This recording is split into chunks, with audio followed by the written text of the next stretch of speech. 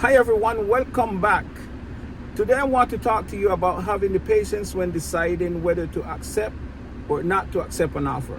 But before that, I want to talk to you about how my day went yesterday. If you're new to my channel, please like and subscribe, and thank you for your support. My day started out with a shop and pay order from Aldi's. It was for $9.50 for 3.6 miles. I went in, did my shopping, dropped it off, and as soon as I dropped that off, I received an offer from DoorDash for Burger King, paying $8.75, going 3.4 miles. Right after dropping that one off, I received a catering order from DoorDash for Red Robin's. It was paying $18 plus an additional $3 for the setup, and that was going 7.3 miles. Now, this order took me out of my zone, therefore, I had to dash along the way as I try to make my way back up into my zone, and I also turned on Uber Eats. I then picked up a DoorDash order from McDonald's. It was going 2.1 miles for $10. After dropping that order off, I picked up an Uber Eats from a Chinese restaurant called Kung Fu 12, and that was paying $12.45 for 11.3 miles. Now, the reason I took it, I know it's below the 150 threshold that I set, but the reason I took it is because it was taking me back into my zone. Remember, I'm trying to get back to my zone. After I accepted the Uber Eats order, Uber Eats sent me an add-on for an additional $6. It was along the way, so there was no additional mileage showing. I picked up both orders and dropped them off. As soon as I dropped those off, I received a DoorDash shop and pay to shop at Safeway. This order was paying $13.32 for 2.4 miles.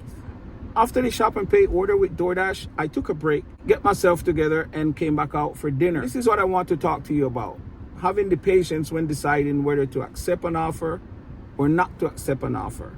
You see, during dinner time, customers tend to pay more. I tend to make more money during dinner time than the time it takes me from breakfast through lunch. I came out for dinner around 6 p.m. and I got 2 offers back to back from DoorDash. Both were shop and pay. The first one was for $15.50 going 9 miles. The second offer came in was for $14, 7 miles. Again, it was a high item count. But the reason I didn't accept them is because in my market, the likelihood of me getting a catering order or high paying dinner order is very possible. There is a possibility. No, there's no guarantee, but there is a possibility. Therefore, I declined the 2 orders and I declined a few Uber Eats orders. Right after I declined the second DoorDash order, I received this DoorDash order going 10 miles for $29.50. So the patience it took me to analyze, should I take this or not take it, paid off.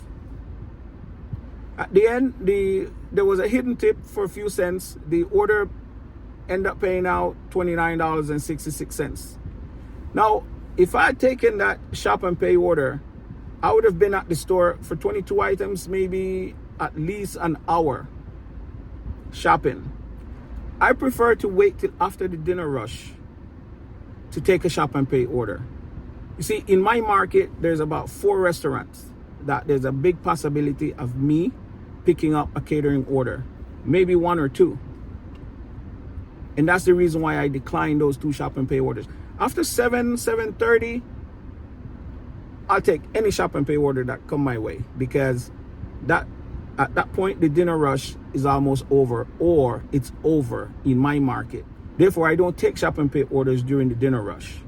Again, you have to analyze your own situation and see if this works for you. It worked for me, so I'm just giving you the information and hoping that it can help you out. Right after I dropped off the catering order, I picked up this order from the Chinese restaurant called Chopsticks. It was going 8.7 miles for $18. After dropping that order off, I picked up this order from DoorDash. The mileage was 7.2 miles and the payout was $17.75. While checking out, I received an add-on from DoorDash. It was for a shop and pay at Weiss, and it was showing about 8 miles, and it was a $10 payout. I took the offer because Weiss is only 1 mile away from where I would be dropping off the order. I went to do my shopping at Weiss, not realizing it was the same customer for whom I had just shopped. It was 1 mile to Weiss and 1 mile back to the customer. This offer ended up paying me $22, not $10. It ended up paying me $22. So that was a perfect combination of orders for me. Right after I dropped that one off, I received another shop and pay from DoorDash to shop at Safeway. It was for 3.9 miles and the payout was $9. As soon as I dropped off that order, I received this order from DoorDash. It was for 4.4 miles and the payout was $9.25. As soon as I dropped off the Burger King order, I received this shop and pay from DoorDash for 8.6 miles and the payout was $12. At that point, I called it quits for the night and I went home. My total for the day, $203. Now, I had the patience enough to wait around, and it wasn't long. I came out at 6, and between 6 and 8 p.m., I had already made $70. And between 8 and 9, I made the additional money to net me $103 for the dinner rush. So guys, just be patient. Be patient when deciding whether you should take an order or not. During dinner time, give yourself some time to analyze. Should you take this? Should you not take it?